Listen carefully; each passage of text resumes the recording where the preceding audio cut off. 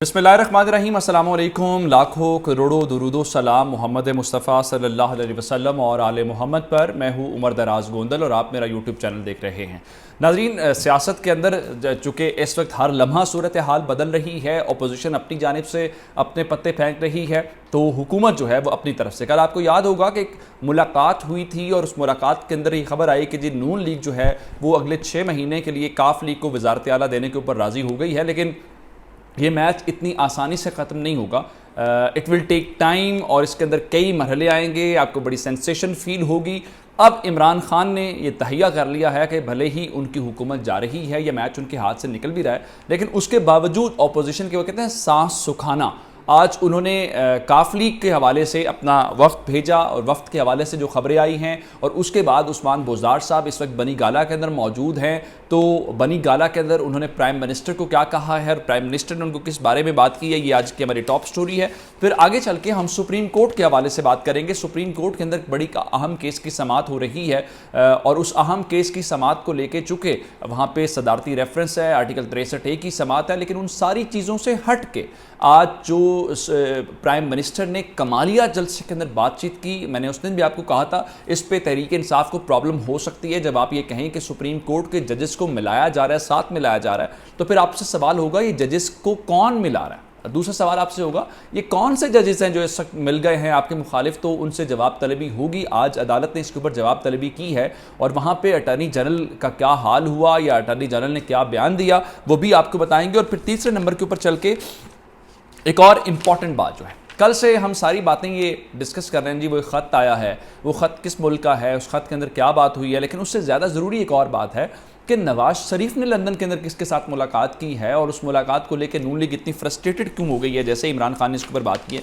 ये डिटेल्स आपके सामने रखेंगे, लेकिन अगर आपने अभी तक चैनल सब्सक्राइब नहीं किया और आप चाहते हैं कि आपको मुस्तनद और बर वक्त खबरें मिलती रहें तो हमारा चैनल सब्सक्राइब कर लीजिए, बेल आइकन के ऊपर क्लिक कर लीजिए ताकि हमारी आइंदा आने वाली वीडियोज़ बर वक्त आप तक पहुँच रहे। मैच सेंटर से पंजाब के अंदर आ गया। सेंटर में हुआ क्या कि वज़ीर आज़म के ख़िलाफ़ तहरीक अदम एतमाद आई और उस तहरीक अदम एतमाद के बाद इमरान खान जो हैं वो ज़ाहिर बात है वोटिंग की तरफ जाएंगे। अब से थोड़ी देर के बाद जो है वो इजलास शुरू हो जाएगा, शायद जब आप वीडियो देख रहे हों उस कौमी असम्बली का इजलास हो रहा हो, और आज जो है वो तहरीक अदम एतमाद पेश हो जाएगी। और तहरीक अदम एतमाद अगर पेश हो जाती है तो आपको 3 से 7 दिन के अंदर उसके ऊपर वोटिंग करानी है, और मंडे के दिन के हवाले से वोटिंग का कहा है शेख रशीद साहब ने। लेकिन अब मैच सेंटर वाला नहीं है। सेंटर वाले में तहरीक इंसाफ को खुद से भी अंदाज़ा हो गया है कि उनके साथ गड़बड़ हो गई है, उनके अपने लोग छोड़ के चले गए हैं। अब बात सिर्फ पंजाब के अंदर है और पंजाब की बुनियाद के ऊपर सेंटर में कुछ तब्दीली आ जाए तो वो एक अलग बात है। और इसमें जो इंपॉर्टेंट खिलाड़ी हैं वो काफ लीग वाले। कल मुलाकात हुई नून लीग के वफ्द की जिसमें ख्वाजा आसिफ साहब शामिल थे और दीगर उनकी सीनियर लीडरशिप शामिल थी।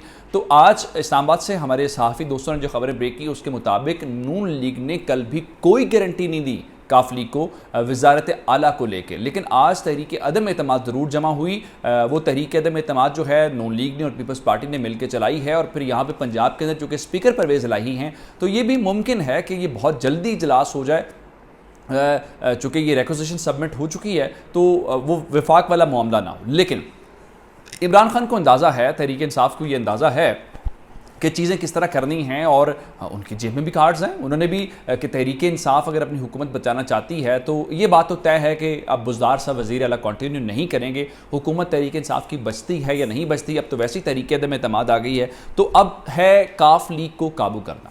उनकी 5 सीटें हैं और उनकी 5 सीटें फैसला कुन साबित होंगी नेशनल असम्बली के अंदर, और फिर उनकी जो सीट्स हैं पंजाब के अंदर वो भी रोल प्ले करेंगी। लेकिन अब इमरान खान ने जो उनको ऑफ़र दी है, इस वक्त की जो इत्तलात हैं वो ये हैं कि इमरान खान कह रहे हैं कि आपने वज़ीर आला बनना है तो ठीक है, पहले यही तहरीक इंसाफ करी थी, अगर आपको अपोजिशन बना रही है तो बन जाए।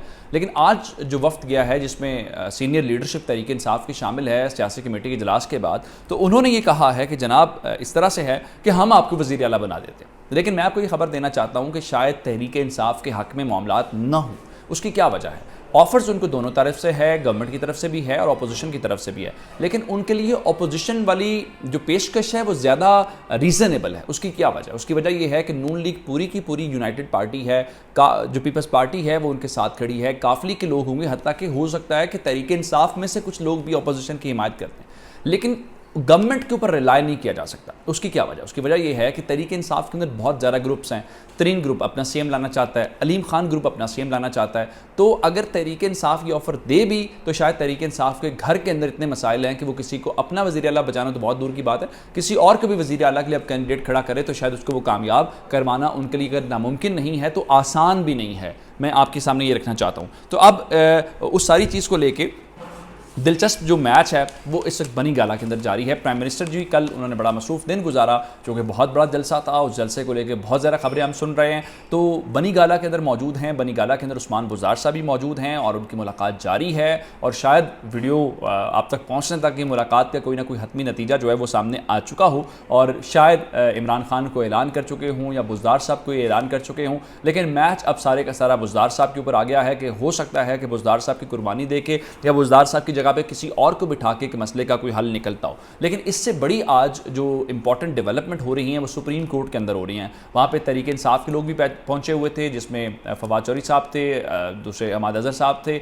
नून लीग से डेलीगेशन की सूरत में लोग वहाँ पहुँच रहे थे, जिसमें एहसन इकबाल साहब की गुफ्तगू मैंने सुनी, वो वहाँ पर मौजूद थे। लेकिन आज जजेस ने बड़े सख्त रिमार्क्स दिए हैं। ज़ाहिरी बात है ये उनकी ऑब्जर्वेशंस हैं, ये उनके सवालात हैं, ये उनकी जवाब तलबी है, ये कोई फ़ैसला तो हतमी नहीं है, चूँकि वहाँ पर सदारती रेफरेंस है। और आर्टिकल 63A को लेके जस्टिस जमाल मदोखेल जो हैं उन्होंने प्राइम मिनिस्टर की जो कमालिया वाली स्पीच है उसके ऊपर बहुत मेजर सवाल उठाए हैं। इस तरीके से क्योंकि प्राइम मिनिस्टर ने वहाँ पे कहा था कि वो जो लंदन में बैठा हुआ शख्स है वो जब वापस आएगा तो वो जजेस को साथ मिला रहा है, वो इलेक्शन कमीशन को उसके साथ है, तो वो फ़ौज पाकिस्तान के ऊपर भी हमला करेगा। तो आज कोर्ट ने ये पूछा कि आप ये बताएं कि क्या प्राइम मिनिस्टर को जजेस के ऊपर और अदलिया के ऊपर एतमाद नहीं है? अगर प्राइम मिनिस्टर को खुद एतमाद नहीं है तो क्या उनके कारकुनान को और उनके साथियों को सुप्रीम कोर्ट के ऊपर एतमाद होगा या वो एतमाद कर सकते हैं? और फिर बुनियादी सवाल तो यही पैदा होता है आज अदालत के सामने कि कौन से जजेस को मिलाया गया है और क्या जजेस मिल गए हैं। फिर अगला सवाल ये है कि नवाज़ शरीफ का आपने नाम तो ले लिया, कि आपके पास एविडेंस हैं कि नवाज़ शरीफ के साथ जो है वो जजेस मिल गए, क्योंकि इसी सुप्रीम कोर्ट से नवाज़ शरीफ को सज़ा हुई थी, इसी नवाज़ शरीफ की यहाँ पे बेल और दीगर चीज़ें, कौन सा उनको रिलीफ मिल गया है? तो यहाँ पे फिर आके जो अटॉर्नी जनरल साहब थे उनको जवाब देना पड़ा। अटॉर्नी जनरल साहब ने एक तो कहा मैं तकरीर सुनते ही नहीं हूँ, फिर उन्होंने दरमियान वाला रास्ता अख्तियार किया और अदालत से कहा कि आपको बयानात, सियासी बयानात और सियासी तकरीरों से कोई ज़्यादा मुतासर नहीं होना चाहिए। इसका मतलब ये है कि जिस तरह 35 पेंचर के ऊपर खान साहब ने कहा था कि मेरा सियासी बयान था, तो कमालिया वाला भी उनका एक सियासी बयान या एक प्रेशर टैक्टिक हो सकता है, शायद उसका हकीकत से कोई ताल्लुक हो। लेकिन जस्टिस जमाल मदोखेल ने एक और जो दिलचस्प बात की जो तहरीक इंसाफ के लिए ख़तरनाक हो सकती है। आपको याद होगा जब नवाज शरीफ साहब वज़ीरत उज़्मा से हटे तो उनके ऊपर एक ऐसी पाबंदी लगा दी गई, उनकी तकरीर नहीं आती थी टीवी के ऊपर, उनकी कवरेज नहीं होती थी। तो आज जस्टिस जमाल मदोखेल ने कहा कि अब वज़ीर आज़म को गैर जिम्मेदाराना बयानात से रोका जा सकता है। अब वज़ीर आज़म ऐसे तो रुकेंगे नहीं, तो फिर क्या तहरीक इंसाफ के वज़ीर आज़म को या उनके चेयरमैन को उनके ऊपर पाबंदी तो नहीं लगने वाली टीवी बयानात को लेके, टीवी की उनकी तकरीरों के हवाले से? लेकिन इस सारी चीज़ से हट के हम सारे एक और चीज़ को डिस्कस कर रहे हैं, वो है ख़त, कि जनाब ख़त कहाँ से आया है। जिस तरह जैसे इकबाल साहब ने कहा नहीं जी वो तो फ़ोटो कॉपी होगी, आप वो इमरान खान को गलतफहमी हो गई होगी, इस किस्म की बातें हैं। लेकिन उससे ज़्यादा नून लीग एक और बात के ऊपर परेशान है और इमरान खान का लोग कह रहे हैं क्या सरप्राइज़ है। इमरान खान ने 2-3 बातें की, एक इंटरनेशनल इस्टेब्लिशमेंट के लेटर की बात की, उन्होंने एक और भी लाइन की थी शायद आपको याद हो, जिसमें उन्होंने कहा था कि मैं ये पूछता हूँ कि वो जो लंदन में बैठी हुई शख्सियत है वो किससे मिल रही है। इम्पॉर्टेंट सवाल तो ये है कि क्या किसी लोकल पर्सनैलिटी से, किसी यहाँ की अहम शख्सियत से उसकी मुलाकात हुई है या किसी इंटरनेशनल पर्सनैलिटी से मुलाकात हुई है और वो गवर्नमेंट के नॉलेज में है, तो वो शायद जो है इमरान खान के पास एक और कार्ड भी है कि किसी भी वक्त भांडा फोड़ सकते हैं। मरियम साहिबा ने कल ये ज़रूर कहा है कि मुलाकात कौमी मफाद में नवाज शरीफ हर किसी से मिलते हैं, किससे मिलते हैं ये अभी तक नहीं बताया। ये डिटेल्स थी, मज़ीद डिटेल्स लेकर आपकी खिदमत में हाजिर होंगे। चैनल सब्सक्राइब कीजिएगा। आपकी इस बातों का बहुत शुक्रिया। खुदा हाफ़िज़।